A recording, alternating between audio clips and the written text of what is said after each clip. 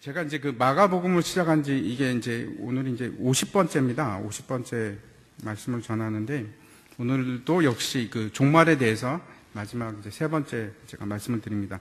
예수님께서 성전에서 이제 나오셔서 그 큰 건물들을 보죠. 그러면서 이제 돌 위에 돌 하나라도 남지 않을 것이다.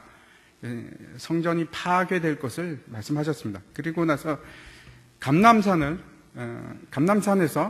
이제 그 예루살렘 성을 바라보시면서 이제 앉았을 때 제자들이 묻습니다. 기가 막히죠. 저 큰 건물이. 당시에 이제 예수님 때에도 그 헤롯 그 성전이 지어지고 있었습니다. 그래갖고 언제 완공이 됐냐면 AD 63년까지 지어집니다. 굉장히 오랫동안 지었죠. 그 처음에 그 내실, 그러니까 그 지성소부터 짓기 시작해서 지성소, 그 다음에 성소 이렇게 짓는데 그때가 이제 헤롯이 AD 4년에 그러니까 BC 4년에 죽었는데 그때 완공이 됐습니다. 그리고 나서도 이제 계속 만들어가는 거죠. 그래서 다 완성하는 데는 63년까지 그렇게 지었습니다. 그걸 바라보시면서 그러고 있으니까 이제 제자들이 깜짝 놀라는 겁니다. 얼마나 그 건물이 화려하고 좋았느냐 하면 수십 리 밖에서도 볼 수 있었답니다. 마치 금이 막 반짝반짝 하는 것처럼 막 휘황찬란한 것이 저 멀리에서도 볼 수 있는 그런 건물이었다고 합니다. 제자들이 두 개를 묻습니다. 때가 언제입니까? 그 다음에 징조가 무엇입니까? 이렇게 묻죠. 근데 13장 전체가 그 예수님의 대답이 징조와 때에 대한 겁니다. 그래서 우리가 이 13장에서 먼저 기억해야 될 것이 있는데 예수님께서 세 부분으로 나누어서 이제 말씀을 하십니다.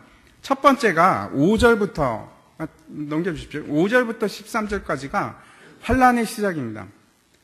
기억이 나십니까? 환란의 시작에 어떤 일들이 일어나냐면 전쟁이 일어나고 기근이 있고 지진이 있고 그렇죠? 그런 일이 있고 그다음에 미혹하는 일이 생깁니다.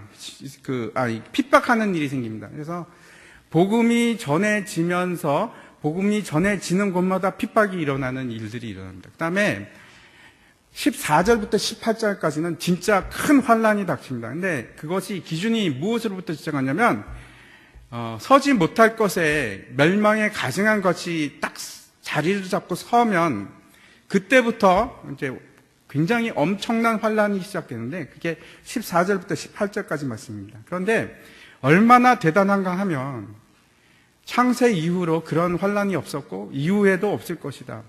만약에 하나님께서 그 환란을 감해주지 않으면 구원받을 육체가 아무도 없다. 이렇게 얘기하실 정도로 힘든 환란입니다. 그다음에 마지막에 19절부터 27절까지는 환란의 끝입니다. 그때 미혹하는 거 다시 한번 나오고 그리고 이제 예수님이 오시는 장면이 나옵니다. 이렇게 이제 세 부분으로 얘기를 하고 있는데 두 번째 그 큰 환란 때는 얼마나 힘들면은 예수님께서 뭐라고 얘기하냐면 도망가라, 피해라, 피할 수 있으면 피해라 이렇게 얘기를 하십니다. 그리고 이제 마지막 때가 되면 어떻게 되냐 하면 환란 후에 해가 어두워지며 달이 빛을 내지 아니하며 그 다음에 별들이 떨어지고 하늘에 권능이 흔들리고 이런 일이 있다. 그러면서 이제 예수님이 오신다. 이렇게 되어 있는데 문제가 이겁니다. 전체에서 제가 이제 오늘 두 가지를 말씀드리려고 하는데 첫 번째 무엇을 말하려고 하냐면 13장 전체가 사실 분명히 예수님께서는 멸망과 예루살렘의 멸망을 얘기하시면서 동시에 또 얘기하는 것이 있습니다. 세상의 멸망을 아주 중첩되게 그렇죠. 왔다 갔다 하면서 말씀을 전하시는 것처럼 보입니다. 분명한 것은 32절부터 이후는 모든 사람들이 다 동의하는 것이 학자들이 다 동일합니다. 그 인자에 대한 얘기다. 근데 그 전에 대해서는 이견이 있습니다. 엇갈립니다. 그래서 어떤 학자는 이것은 예루살렘에 관한 것이다. 이것은 인자에 관한 것이다. 이렇게 나눕니다. 이게 왜 문제가 되냐 하면 24절부터 27절까지 말씀인데 제가 다시 한번 읽어보겠습니다. 그때 환란 후 해가 어두워지며 달이 빛을 내지 아니하며 별들이 하늘에서 떨어지며 하늘에 있는 권능들이 흔들리리라. 그때 인자가 구름을 타고 큰 권능과 영광으로 오는 것을 사람들이 보리라. 또 그때 그가 천사들을 보내어 자기가 택하신 자들을 땅 끝으로부터 하늘 끝까지 사방에서 모으리라. 네. 이걸 보시면 여러분 어떻게 보이십니까? 이게 예루살렘의 멸망에 관한 구절로 보이십니까? 아니면 예수님의 재림에 관한 구절로 보십니까? 1번, 2번 어떤 겁니까? 재림처럼 보이지 않습니까? 그렇죠? 저도 그렇게 생각을 합니다. 이거는 예수님의 재림에 대해서 말씀하시는 것이다 라고 생각하는데 어떤 사람들은 그렇게 생각하지 않습니다. 왜 그러냐면 그 뒤에 30절 한번 잠깐 보여주시기 바랍니다. 30절을 보면은 이렇게 얘기를 합니다. 내가 진실로 너에게 이르노니 이 세대가 지나가기 전에 이 일이 다 일어나리라 하는 구절 때문에 그렇습니다. 이 세대라는 게 이제 문제가 되는 거죠. 왜냐하면 만약에 이 세대가 예수님이 지금 말씀하고 있는 이 세대라면 그럼 어떻게 됩니까?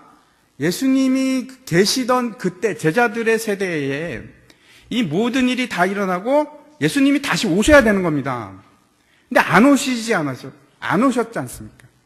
그 이후로 지금 2000년이 흘렀는데도 아직까지 안 오셨지 않습니까? 근데 그러면 어떻게 된 건가? 이 예수님께서 그럼 잘못 말씀하신 건가? 왜 이 세대가 지나가기 전에 이 모든 것이 다 이루어진다고 말씀을 하셨는가 하는 겁니다. 당시 사람들은 아마 자신이 살아있는 동안에 다시 오실 거라고 믿고 살았을까 아닐까 어떻게 생각하십니까? 그때 우리의 믿음의 최초의 선배들은 그분들이 분명한 것은 마라나타 주 예수여 어서 오시옵소서 하는 신앙을 가지고 산 것은 분명합니다. 그런데 이분들이 핍박을 당하면서 그때 살아갈 때 내 생애 중에 예수님이 다시 오실 것이야 라고 확신을 가지고 살았을까요? 그렇지 않다고 생각했을까요? 잘 모르겠습니다. 제가 그때 그 사람들 마음에 들어가 보지 않았으니까 어떻게 됐는지 모르겠습니다.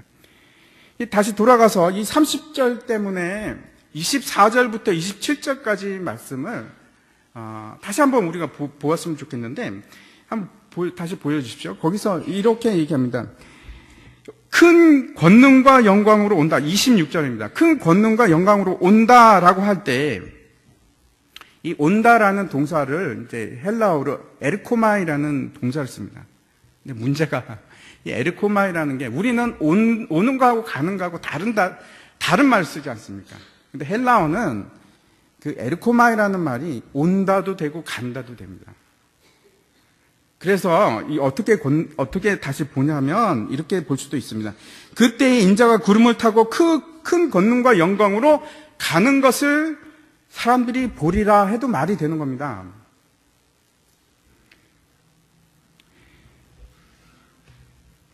그 앞에 24절에 그 환난 후에 해가 어두워지며 달이 빛을 내지 아니하며 라고 되어 있는데 이것을 정말 해가 어두워지고 별들이 떨어지고 그 다음에 달이 빛을 내지 않고 하는 것으로 우리가 생각할 수 있습니다. 그런데 그 외에도 또 다른 뜻이 있습니다. 어떤 뜻이 있냐면 왜냐하면 이 글이 이사야서를 인용한 글입니다. 이사야서 13장 26절의 말씀인데 13장 26절이 아니고 이사야서 제가 정확하게 13장인가요? 네, 13장 6절부터 11절까지 말씀인데 이제 그 요엘서에 보면은 이런 말씀입니다. 여호와의 크고 두려운 날이 이르기 전에 해가 어두워지고 달이 핏빛같이 변하리라 하는 말씀이 있는데 작년입니다. 작년에 이제 여러분도 혹시 들으셨는지 모르겠는데 블러드문이라는 말이 굉장히 유행을 했습니다. 테트라드라는 말하고 같이 이제 굉장히 유행을 했었는데 이게 무슨 얘기냐면 작년에 그 천체의 그 모습 중에 굉장히 희귀한 일들이 벌어졌습니다. 우리는 그냥 눈치채지 못하고 그냥 지나갈 수도 있었는데 어떤 일이 벌어졌냐면 개기 일식이 일어나고 또 한 가지 이제 중요한 것 중에 하나가 블러드문이라고 해서 몇백 년에 한 번 생기는 그러한 현상입니다. 달이 빨갛게 되는 현상입니다. 달이 빨갛게 되는 현상인데 한번 보여주십시오. 저렇게 되는 건데, 특히 이게 작년 3월달, 6월달과 그 다음에 나팔절 때 2번 저런 현상이 생겼습니다. 그래서 사람들이 어떻게 생각하냐면, 특별히 작년 9월부터 무슨 일이 있었냐면, 희년이 시작됩니다. 희년이 또 특별한 희년입니다. 이스라엘 백성이 출애굽을 해서 가나안으로 들어가고 나서 첫 번째 희년부터 시작해갖고 70번째 희년입니다. 작년에 시작된 희년이. 지금도 사실 희년 속에 있습니다. 그래서 말이 많았습니다. 야, 이거 예수님 공중 재림하는 거 아닌가? 휴거가 일어나는 거 아닌가? 하는 그런 굉장히 여러 가지 일들이 있었습니다. 이사야서 13장 다시 한번 보여주시기 바랍니다. 제가 한번 읽어보겠습니다. 너희는 애곡할지어다. 여호와의 날이 가까웠으니 전능자에게서 멸망이 임할 것이므로다. 그러므로 모든 손에 힘이 풀리고 각 사람의 마음이 녹을 것이라. 그들이 놀라며 괴로움과 슬픔에 사로잡혀서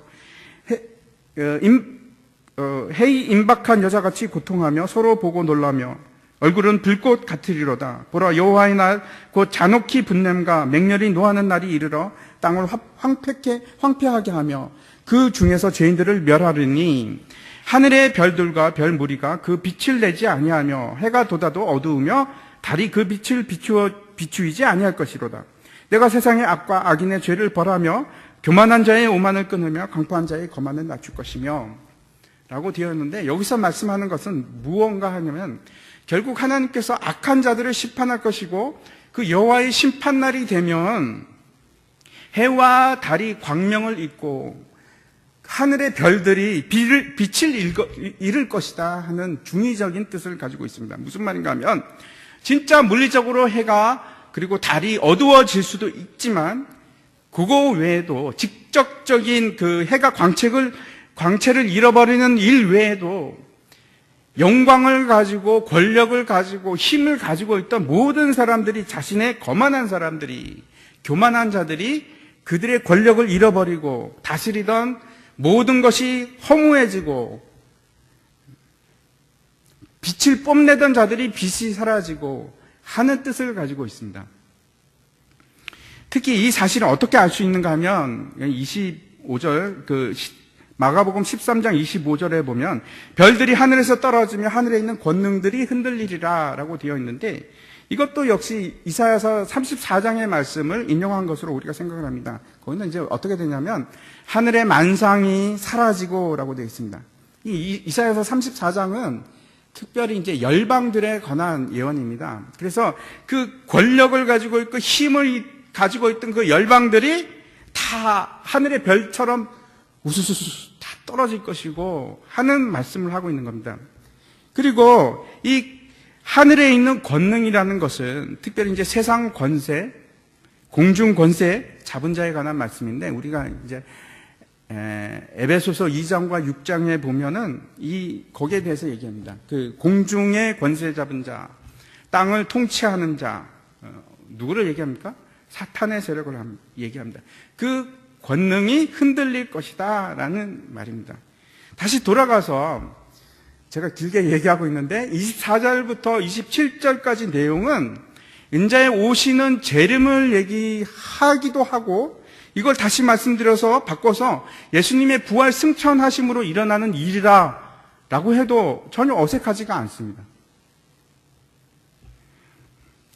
제가 무슨 말씀을 드리는가 하면, 이 13장 전반부 모든 것들이 실제로는 전체가 다 AD 70년에 일어났던 예루살렘 멸망에 관한 기사다라고 말을 해도 충분히 다 해석이 됩니다. 그리고 실제로 일어났던 일입니다. 예루살렘이 멸망하기 전에 엄청난 환란이 있었고 핍박이 있었고, 그 다음에 66년이죠. 반란을 일으키고 나서 그 어마어마한 환란이 일어납니다. 로마를 통해서. 모든 사건들이 AD 1세기경에 일어난 사건이다라고 해도 가능합니다. 그래서 그렇게 주장하는 학자들이 많이 있습니다. 구약 성경에서 이스라엘 백성들이 타락하고 결국 바벨론으로 포로로 끌려가지 않습니까? 이 사건에 대해서 말씀드리자면, 예를 들어서 이사야서 61장에서 이렇게 얘기를 합니다. 한번 보여주십시오. 주 여호와 영이 내게 내리셨으니 이는 여호와께서 내게 기름을 부으사 가난한 자에게 아름다운 소식을 전하게 하려 하심이라. 나를 보내사 마음이 상한 자를 고치며 포로된 자에게 자유를, 갇힌 자에게 노임을 선포하며 라고 되어 있는데, 1차적으로 이 이사야서가 말하는 것은 바벨론 포로에서 벗어나는 하나님의 구원에 대해서 얘기합니다. 그렇죠. 그런데 그것으로 끝나는 게 아니지 않습니까? 우리가 잘 알고 있듯이 예수님께서 이 구절을 인용하셨는데, 이것은 틀림없이 예수님, 그러니까 메시아의 초림에 대해서도 지금 얘기하고 있는 겁니다. 그런데 이것으로 끝나는 것이 아니고 이 이사야서 61장은 우리에게도 적용이 됩니다. 그뿐 아닙니다. 애굽 땅에서 훨씬 더 뒤로 가서 애굽 땅에서 풀려나는 이스라엘 백성들에게 얘기하는 말씀이기도 합니다. 제가 다시 말씀드려서 성경에는 이렇게 중첩된 사건을 마치 한 사건처럼 얘기하는 것이 굉장히 많습니다. 그렇게 묘사를 합니다. 이 마가복음 13장도 마찬가지입니다. 분명히 이 사건은 예루살렘 멸망에 관해서 얘기하는 것이 맞습니다. 그러면 그것만 얘기하는 거 아니요. 틀림없이 오실 메시아에 대해서 얘기하는 것이고 그 환란에 대해서도 분명히 얘기하는 것이 맞습니다. 그러면 한번 생각해 보시기 바랍니다. 환란과 핍박이 지금은 없습니까? 과거에는 우리가 있은 걸 알죠. 그럼 미래에만 올 것입니까? 지금은 없고? 그래서 우리는 안전하다고 말할 수가 있겠습니까? 그렇지가 않습니다. 예수님께서 승천하신 이후로 지속적으로 전쟁이 있어 왔고 핍박이 있어 왔고 환란이 있어 왔습니다. 우리나라를 한번 생각해 보시기 바랍니다. 우리나라가 1791년 신유 박해 이후로 순교한 사람이 얼마나 되냐 하면 10,000명이 죽었습니다. 그러니까 그리스도의 신앙을 지키기 위해서 죽었던 사람이 10,000명이 넘습니다. 그 초기에는 한 사람이 이제 기독교 신앙을 가지게 되면 6촌까지 다 죽였습니다. 6촌까지.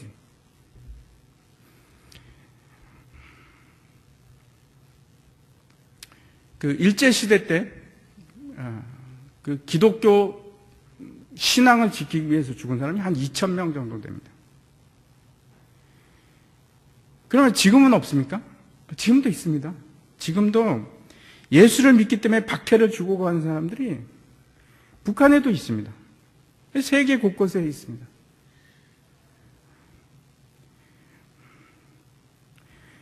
환란뿐만 아니고 전쟁도 마찬가지고 지진도 그렇고 기근도 그렇습니다.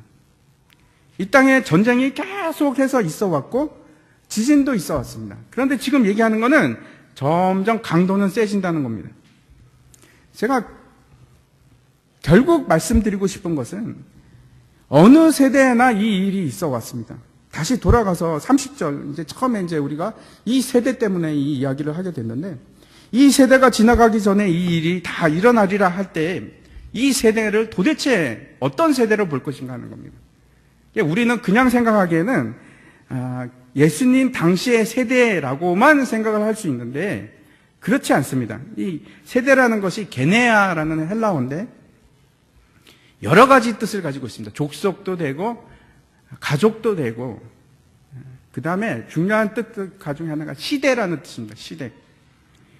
30절을 원문에 충실하게 다시 한번 번역을 해 보겠습니다. 이러면 한번 지금 이건데 두 문장을 한번 비교해 보시기 바랍니다. 첫 번째는 우리 성경에 있는 내가 진실로 너에게 말하노니 이 세대가 지나가기 전에 이 일이 다 일어나리라 하는 것이고, 그 밑에 것은 다시 번역한 겁니다. 그 원문에 충실하게 그대로 번역한 겁니다. 어떻게 되냐면 내가 진실로 너에게 말하노니 이 모든 일이 다 이루어지기 전에 이 세대가 결코 지나가지 않을 것이다. 뭔가 비슷한 것 같으면서도 많이 틀리지 않습니까?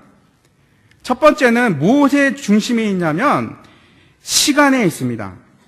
그렇죠? 즉 마치 예수님의 시대에 이 모든 일이 다 일어날 것처럼 그렇게 번역이 되어 있고, 두 번째 것은 틀립니다. 시간에 관해서 말씀하시는 것이 아니고 일어날 사건들에 대해서 얘기하는 겁니다. 이때는 즉 언약대로 하나님께서 말씀하신 그 언약대로 다 이루어지지 않으면, 그렇지 않으면 종말의 시대는 끝나지 않을 것이다. 그런 뜻이 됩니다. 전혀 다른 뉘앙스를 가지고 있죠. 제가 아주 간단하게 말씀드리면 이렇게도 말할 수 있습니다. 14절에 이제 멸망에 가증한 것이 쓰는 것을 보거든 되어 있는데, 그때부터 일어나는 그 모든 환란은 그 세대가, 그 당하는 세대는 예수님의 오심도 볼 것이다 라고도 얘기할 수가 있습니다. 이런 겁니다. 우리가 종말의 시대를 살아간다면 이 일은 우리 시대에 반드시 거치고 가야 할 것이다. 그것이 내가 1세기에 살았건 5세기에 살았건 10세기에 살았건 21세기에 살았건 상관이 없이 우리는 거쳐야만 되는 사건들이라는 겁니다. 왜 이것이 중요한가 하면 우리가 지금 말세를 살아가고 있기 때문에 그렇습니다. 우리 중에 지금 어딘가에는 지금도 감당하지 못할 전쟁이 계속해서 일어나고 있고, 지금도 극심한 핍박이 일어납니다. 그래도 분명한 것은 그래도 끝은 옵니다. 그래도 끝은 옵니다. 제가 지금 장황하게 이야기하고 있는데 무슨 뜻인지 알아들으시길 바랍니다. 이것을 우리가 결코 피해갈 수 있는 일이 아니라는 겁니다. 우리 모든 세대가 이것은 다 겪을 수밖에 없는 일이라는 겁니다. 마치 이런 겁니다. 오래전에 이스라엘 백성들이 출애굽함으로 구원을 얻었고, 바벨론 포로기에도 그랬고, 예수님이 오심으로 말미암아 구원이 임했던 것처럼 이 종말 사건 역시 동일합니다. 이 사건들은 AD 70년에도 일어난 것이고, 거기에 국한된 것만 아니고 우리 후손에게만 닥칠 그런 무시무시한 환란의 사건만 아니고 우리들도 그 일들을 반드시 겪을 거라는 겁니다. 우리 세대에 누군가는 구원이 나에게 임했던 것처럼 나에게도 환란이 닥칠 수도 있고, 나에게도 인자가 임하는 사건이 될 수도 있고, 그것이 종말신앙입니다. 그래도 뭐 이렇게 생각하실지 모르겠습니다. 그래도 나는 아니야. 이거 한국에는 그런 거 전혀 없어. 우리는 핍박하고 상관이 없어. 라고 생각하실지도 모르겠습니다. 근데 지금 성경이 말하는 건 그렇지 않습니다. 우리 시대에도 분명히 그런 일이 있을 것이라고 지금 얘기하는 겁니다. 데살로니가 4장으로 보시기 바랍니다. 데살로니가 전서 4장 15절과 17절 제가 읽겠습니다. 우리가 주의 말씀으로 너에게 이것을 말하노니 주께서 강림하실 때까지 우리 살아남아 있는 자도 자는 자보다 결코 앞서지 못하리라. 주께서 호령과 천사장의 소리와 하나님의 나팔 소리로 친히 하늘로부터 강림하시리니 그리스도 안에서 죽은 자들이 먼저 일어나고 그 후에 살아남은 자들도 그들과 함께 구름 속으로 끌어올려 공중에서 주를 영접하게 하시리니 그리하여 우리가 항상 주와 함께 있으리라. 이것은 끝날 마지막 성도들만 공중에 끌어올려져서 예수님을 영접하는 것이 아니고, 그렇죠? 보시기 바랍니다. 잘 보시기 바랍니다. 모든 성도가 인자를 맞이합니다. 예외가 없습니다. 심지어는 그 사람이 1세기에 죽었건 5세기에 죽었건 10세기에 죽었건 21세기에 죽었건 모든 사람들은 공중에서 인자를 맞이하게 됩니다. 예외가 없습니다. 이 예수님의 재림 사건은, 그리고 그 앞에 있는 환란 사건은 예외가 없다는 얘기를 지금 하려고 합니다. 요한복음 19장 37절과 그 계시록 1장 7절에 보면 이렇게 얘기하고 있습니다. 또 다른 성경에 그들이 그 찌른 자를 보리라 하였느니라. 예수님을 찌른 자를, 그 로마 병사를 볼 것이다 이렇게 얘기하는 것인데, 계시록에 보면 이렇게 되어 있습니다. 볼지어다 그가 구름을 타고 오시리라. 각 사람의 눈이 그를 보겠고 그를 찌른 자들도 볼 것이요 땅에 있는 모든 족속이 그로 말미암아 애곡하리니 그러하리라. 아멘. 시간이라는 것이 우리가 생각하는 것처럼 일방적으로 흘러가는 것이 아니고 마치 섞여 있는 그러한 모습처럼 보일 수 있습니다. 성도의 일생도 그럽니다. 태어나서 출애굽을 경험하고 광야를 경험하고 그리고 예수님의 십자가를 그 생애에서 경험하고 예수님의 재림하는 것도 우리가 반드시 경험을 하는 것이 성도입니다. 이 마지막 결론 부분에서 이제 예수님께서 두 가지 비유를 말씀하시는데 첫 번째 말씀하시는 것이 무화과 나무의 비유입니다. 그 28절에 보시기 바랍니다. 28절에 보면은 가지가 연하여지고 잎사귀를 내면 여름이 가까운 줄 아나니 라고 얘기를 합니다. 그 팔레스타인에 있는 나무들은 대부분 다 그 계절의 변화가 없이 다 푸르른 그런 나무입니다. 그런데도 이 무화과 나무는 특별하게도 겨울이 되기 전에 잎이 이제 떨어지기 시작해서 봄이 오면 이제 잎이 나기 시작해서 여름이 될 때까지 굉장히 무성하게 잎이 막 나기 시작합니다. 그래서 사람들이 잎이 막 엄청나게 많아지면 아, 이제 여름이 왔구나 이렇게 깨달을 수가 있는 겁니다.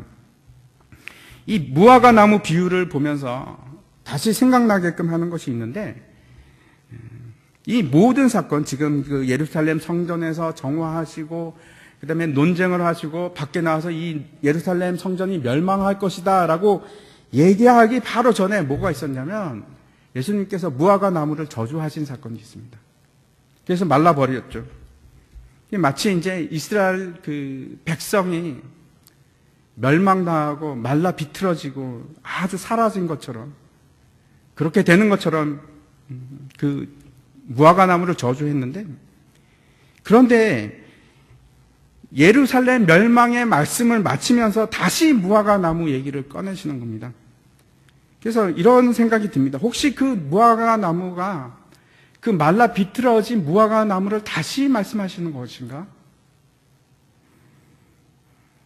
다시 그 말라 비틀어진 무화과 나무가 다시 잎을 낸다는 말씀이신가? 무성해진다는 말씀이신가? 실제로 전혀 가능하지 않았던 그런 죽어버렸다고 생각을 했던 이스라엘 민족이 그 백성들이 유태인들이 1948년에 건국을 합니다. 그래서 지금 그렇죠. 아무도 손을 못 대는 그런 마치 무성한 잎을 가진 무화과 나무처럼 되어서 아주 강력한 나라가 되었습니다. 그렇다면 지금 예수님께서 이 무화과 나무를 지금 이스라엘에 비유해서 말씀을 하시는 건가? 하는 생각을 가지게 됩니다. 이 13장 29절에 보면 이렇게 되어 있죠. 이와 같이 너희가 이런 일이 일어나는 것을 보거든 인자가 가까이 곧 문 앞에 이른 줄 알라. 이 무화과 나무가 척도가 된다는 겁니다. 예수님이 가까이 온 것에 대한 척도가 된다는 겁니다. 그리고 계속해서 말씀하시는데 그날은 아무도 모르는데 하늘의 천사들도 모르고 심지어는 아들도 모르고 하나님만 아신다 이렇게 얘기를 합니다. 만약에 예수님께서 언제 오시는지 알게 된다면 뭐 이렇게 생각할 수도 있습니다. 아, 이게 신앙 지키는 게 보통 힘든 것이 아닌데 좀 더 즐기다가 실컷 뭐 돈도 좀 벌어보고 할 것도 하고 예수님 오실 때 아니면 내가 죽기 전에 내가 다시 회개하고 돌아가면 되지. 아직은 아니야. 라고 할지도 모르겠습니다. 지금 예수님께서 이렇게 얘기하십니다. 천지는 다 없어져도 주님의 말씀은 없어지지 않는다고 분명하게 말씀하십니다. 반드시 오십니다. 그러나 그때는 아무도 알 수가 없는데 우리가 알 수 있는 것은 다만 때가 가까웠다 하는 것은 알 수가 있습니다. 근데 지금이 바로 그때입니다. 예수님께서 굉장히 가까이 오셨다는 것을 우리가 알 수 있습니다. 그렇다고 해서 제가 뭐 1년 뒤에 오신다, 아니면 10년 뒤에 오신다, 아니면 100년 뒤에 오신다, 이렇게 얘기하는 것은 아닙니다. 100년이 더 걸릴 수도 있습니다. 그러나 지금 상황이 얘기하는 것은 분명히 멀지 않습니다. 예수를 믿는다는 것이 결국 이런 겁니다. 절대 내가 나중에 회개하면 되지. 내가 나중에 돌이키면 되지. 지금은 아니야 하는 것이 예수 믿는 것이 아니라는 말입니다. 이 두 번째 이제 집주인에 관한 비유를 말씀하고 있는데 주인이 타국으로 갑니다. 멀리 가는 거죠. 그리고 그 종들에게 권한을 맡기고 떠납니다. 그리고 마지막 명령을 주는데 뭐라고 하냐면 깨어 있으라 이렇게 얘기합니다. 이 짧은 비유에서 무려 예수님께서 4번을 깨어 있으라고 그렇게 얘기를 합니다. 여기서 우리가 발견할 수가 있는 것이 있는데 중요한 것이 하나 있는데 주인이 다시 돌아옵니다. 무조건 다시 돌아오는데 언제 돌아오는가? 낮이 아니고 밤에 돌아옵니다. 여기서 이제 보면은 밤을 4등분해서 얘기하는데 저물 때 올까? 밤중에 오실까? 닭이 울 때 올까? 아니면 새벽에 오실까? 밤이 시작되면 밤이 끝날 때까지 오시기는 분명히 오시는데 그 밤중에서 어느 때 오실지는 모른다는 얘기입니다. 그런데 우리가 확실히 아는 것은 밤입니다.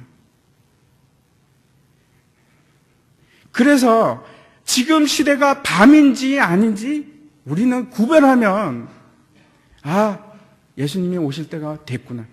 물론 제가 얘기하는 것은 밤이 시작부터 끝 중에 언제 오실지는 모릅니다. 하지만 분명히 아는 것은 지금은 밤이고 예수님이 오실 때가 됐구나.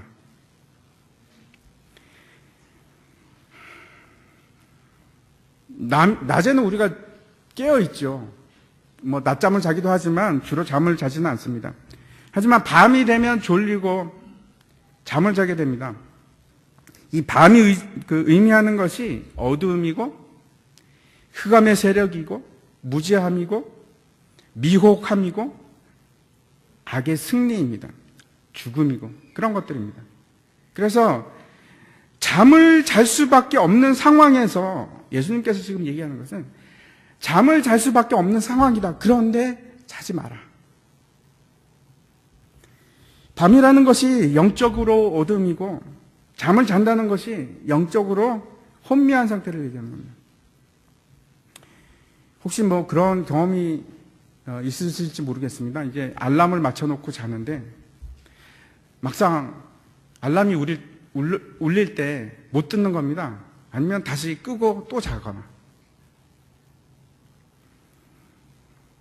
잠을 잔다는 것은 어두움 속에서 그냥 있는 겁니다. 반면에 깨어 있다는 것은 향하는 방향이 틀린데 내 마음이 세상을 향하는 것이 아니고 하나님을 향하는 것이, 그것이 깨어 있는 것입니다. 하나님을 바라보고 내 마음속에 있는 가치가 하나님이 되는 겁니다.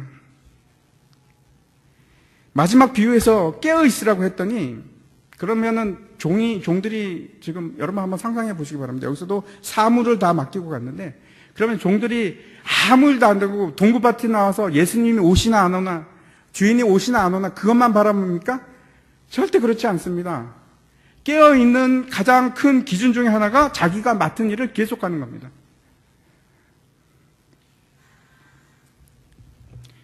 문만 쳐다보는 것이 결코 아니고 깨어있는 자가 하는 것은 맡은 바 임무를 계속해서 해나가는 겁니다. 혹시 지금 깨어있는 것이 억울하신 분이 있을지도 모르겠습니다. 예를 들어서 나 좀 더 잘 수 있는데 아직 예수님 오시려면 시간이 멀었는데 내가 좀 더 잘 수 있는데 손해보는 느낌, 그런 게 들지도 모르겠습니다. 하지만 예수님을 정말 사랑한다는 것은 예수님이 오시는 것을 간절히 소망하는 겁니다. 그래서 그 예수님이 오시는 것을 기다리는 사람은 그 삶의 내용이 다릅니다. 종말적인 삶을 살아갑니다. 그 마태복음의 그 병행 구절에는, 오늘 본문의 병행 구절에는 마가복음에 나와 있지 않은 그 구절이 있는데 이런 겁니다. 24장 37절부터 노아의 때와 같이 인자의 임함도 그러하리라. 홍수 전에 노아가 방주에 들어갔던 날까지 사람들이 먹고 마시고 장가들고 시집가고 있으면서 홍수가 나서 그들을 다 멸하기까지 깨닫지 못하였으니 인자의 임함도 이와 같으리라. 사람들이 어둠 속에서 잠을 자기 시작하면 지금이 어떤 때인지, 죄가 어떤 것인지, 악이 어떤 것인지 전혀 반응하지를 못합니다. 영이 잠들었기 때문에 그냥 그날이 그냥 같고, 그날이 그날 같고, 이날이 저날 같고, 계속해서 먹고 마시고 장가들고 시집가고 그 일상을 계속해서 살아가는 겁니다. 그리고 그것이 기쁨이라고 생각하는 겁니다. 지금 밤이 점점 깊어가고, 밤이 점점 깊어간다는 뜻은 무엇입니까? 이제 오실 날이 더 가깝다는 거죠. 새벽이 되기 전에는 오시니까. 지금 심판이 코앞에 닥쳐옴에도 불구하고 계속 나의 모든 관심은 뭐에 가 있냐면 세상입니다. 세상에 내가 어떻게 살아갈 것인가. 반면에 깨어있다는 것은 계속해서 하나님을 향해서 바라보는 삶이고, 그 삶이 우리가 누리지 못한 사람들은 이렇게 생각합니다. 얼마나 피곤할까. 너무 힘들 것 같아. 그런데 그렇지가 않습니다. 하나님과 함께 사는 삶을 경험을 해보면 더 이상 세상이 무엇을 준다고 할지라도 하나님과 함께하는 삶을 포기할 수가 없습니다. 하나님이 의지하는 삶이, 여러분, 때로는 오히려 힘들기도 하고 때로는 어려울 수도 있습니다. 사도 바울을 한번 생각해 보시기 바랍니다. 그 삶을 사도 바울이 살았습니다. 돌매질을 당하고 40에 하나 감한 매들을 수없이 맞고 물에 빠져 죽을 고비를 넘기고, 그러면서도 기뻐합니다. 그 기쁨은, 그것을 알지 못하는 사람은 전혀 알 수 없는 그러한 기쁨입니다. 제가 이제 말씀을 마치려고 하는데, 이란에서 이제 출국하기 몇 달은 참 견디기 힘든 어려움이 있었습니다. 그 공포와 두려움이 저한테는 막 극한 공포고 또 두려움이었습니다. 그거보다 더 참기 힘든 것은 절망감입니다. 그때 나중에 이제 출국하게 되는 것을 알았지만, 그것을 우리가 이제 드디어 풀려나게 되는구나 하는 것을 알기 이제 얼마 전에 하나님께서 우리에게 이제 아주 짧게 3가지를 말씀을 해주셨습니다. 첫 번째가 여기까지 와서 고맙다 하는 말이었습니다. 아마 제 나름대로 생각은 그 이란에서도 우리가 살던 곳이 그 제일 구석에 있는 아주 조그만 도시였는데, 여기까지 와서 그렇게 얘기를 하시나 보다 하는 생각이 들고, 두 번째 말씀이 수고했다 이렇게 얘기하시는 겁니다. 그리고 이제 세 번째 우리에게 말씀하신 것이 평안히 가거라 이렇게 얘기하시는 3가지를 말씀하셨습니다. 수고했다, 고맙다, 그리고 이제 평안히 가거라, 3가지를 말씀하셨는데, 그걸 다 듣는 순간에 어떻게 말을 할 수 없는 기쁨을 경험을 하는데, 제가 그런 겁니다. 우리는 아무것도 한 것이 없는데, 제가 그냥 입에 발린 말을 하는 것이 아니고 정말 아무것도 한 것이 없습니다. 그런데 하나님께서 우리에게 그렇게 말씀을 주시는 거예요. 수고했다, 고맙다, 평안히 가거라. 그 기쁨을, 그때 제가 누렸던 기쁨을 어떻게 설명을 할 수가 있겠습니까? 저는 말로는 설명할 수가 없습니다. 그걸 듣는 순간 어떤 생각이 드냐면, 이거보다 더 힘든 일이 있어도 내가 이 말씀을 하나님께서 나한테 또 주신다면 얼마든지 할 수 있겠어. 아무리 어려움이라도 감당할 수 있는 그러한 기쁨을 제가 누릴 수 있었습니다.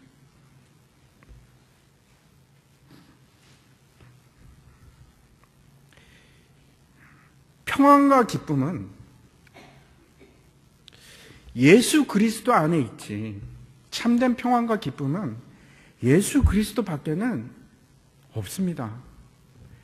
아무리 가진 것이 많고 아무리 내가 높은 지위를 가진다고 해도 우리에게 근심과 염려와 두려움은 떠나지 않습니다. 예수 그리스도 외에는 우리에게 참된 안식을 줄 수 있는 분이 없으십니다. 우리는 마지막 때를 살아가는 사람입니다. 제가 깨어있다 하는 것을 다시 한번 말씀드리겠습니다. 깨어있다고 말하는 것은 마라나타, 주 예수여 어서 오시옵소서. 그거보다 깊은 게 없는 겁니다. 세상의 무엇과도 바꿀 수가 없어요. 그 예수님이 다시 오는 것이. 그렇게 주님의 소망을 두고 살아가는 것이, 예수님만 있으면 내가 만족합니다. 내가 더 무엇이 필요하겠습니까? 그 때문에 예수님만 계시면 내가 환난도 이겨내죠. 그게 뭐 대단합니까? 내가 이겨내겠습니다.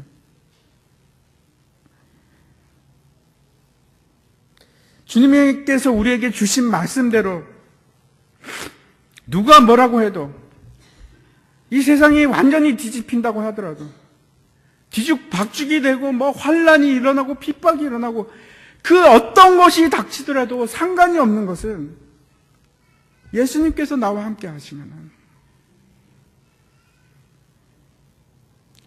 그냥 주님 말씀대로 내가 순종하면서 묵묵히 그냥 순종하면서 내가 살아가겠습니다. 그것이 의인이 그 믿음으로 말미암아 살리라 하는 말씀입니다. 그것은 여러분 핍박이 오지 않는다는 것도 아니고 어려움이 닥치지 않는다는 것도 아닙니다.